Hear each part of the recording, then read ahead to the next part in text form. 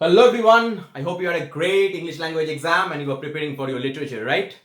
And CBSE students, you are waiting for your science exam. So today's topic is electrolytic refining, which is carried out with the principle of electrolysis. So let's start and let's talk about it. What is it? How to purify an impure metal. It is actually a part of, metallurgy. So in the setup, what we can see is that here are two plates. One is thick, another is thin. The thick one is anode, which is positively charged, and the thin one is cathode, which is negatively charged. Remember two terms that will make your understanding easier. That is what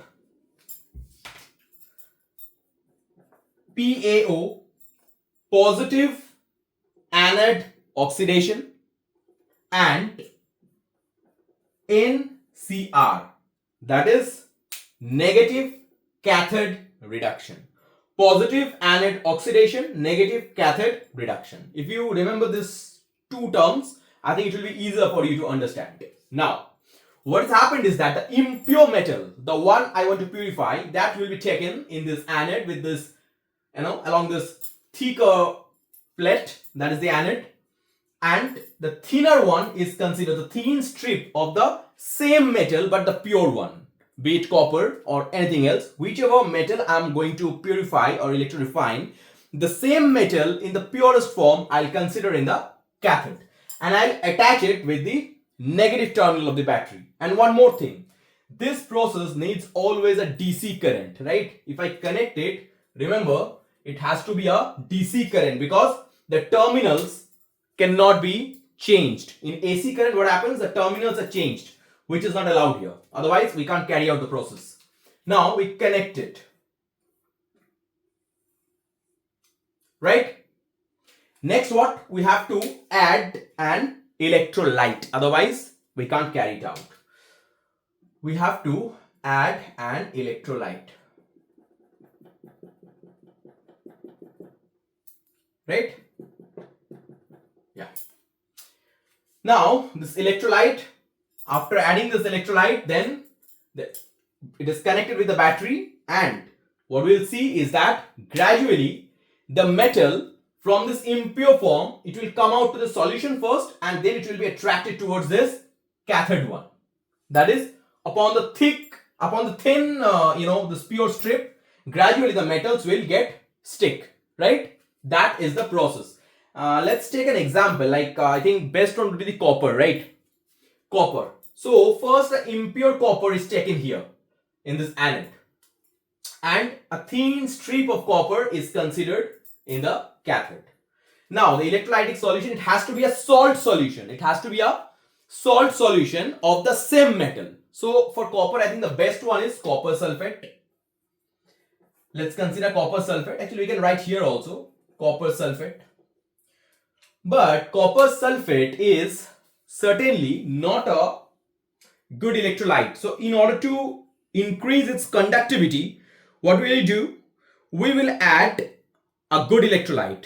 Like we can add H2SO4, sulfuric acid. It's a strong acid and a very good electrolyte. So we'll add H2SO4, a little bit of H2SO4. And then we'll start or connect it with the battery, that is the DC current. What will you see? We'll see that the impure copper will gradually be coming out from this anode and mix with this solution. And from that solution, that copper is attracted, or it goes to the and sticks to the cathode. How does it happen? First, copper sulfate, it breaks. Sorry, the copper which is in the anode, it breaks. Cu becomes Cu2 plus and 2 electrons. So these 2 electrons are left here. Right? Very simple, because anode is positively charged.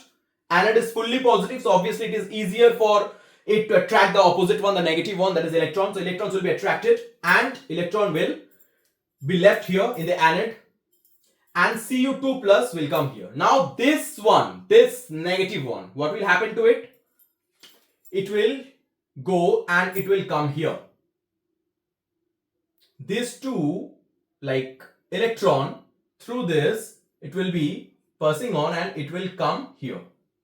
Now once this electron comes here, of course this cathode, cathode, as I mentioned, negative cathode reduction.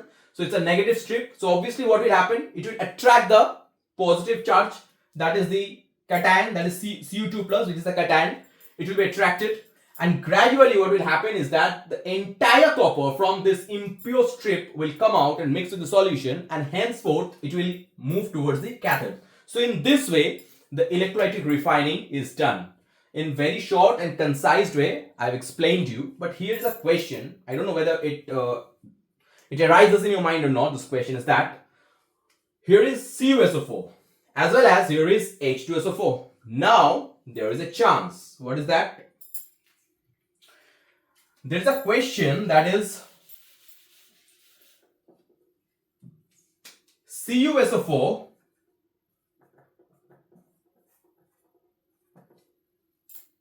is ionized like this. H2SO4 will also break like this.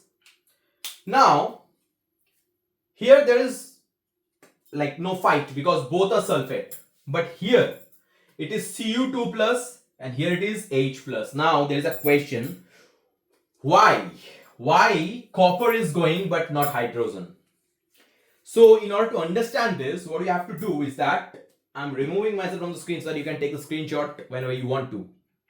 So in order to understand this, we have to understand the electropositive series or the series of electropositivity.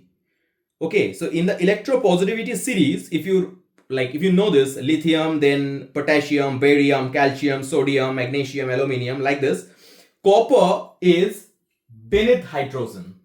Copper is beneath hydrogen. So if you just look into the series, I'm not writing the entire series. So just remember that if here is hydrogen, copper is just below it. Now according to the rule,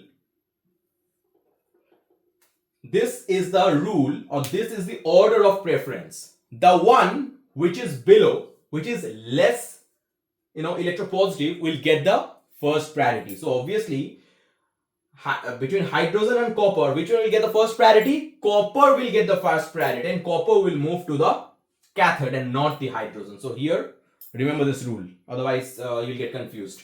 So in this way the electrolytic refining is done.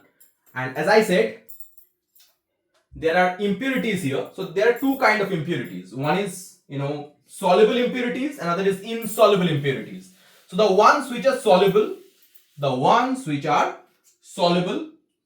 will dissolve in the solution obviously, and the one which are insoluble, they will be left as residue, which is called anode mud, right? They'll be left here like this, because since they're insoluble, they don't dissolve inside, right? So this is basic concept of electrolytic refining. Very easy, nothing difficult. All you have to remember is that we have to consider the anode with the impure metal. We have to take the pure metal, thin metallic strip of the pure metal in the cathode, which is negatively charged, anode, which is positively charged. Then we have to connect it with the DC current, because direct current is required, because we can't change the terminals, positive and negative terminals. So once we attach it with the battery, it will start flowing, the current will start flowing, and obviously copper will start coming out. From this impure strip. It will firstly come to the solution, and then from the solution it will be attracted towards the cathode. So gradually the entire pure metals will come to the cathode. It's a very convenient and traditional method. So I hope you have understood this. Nothing more is left here. Okay, thank you.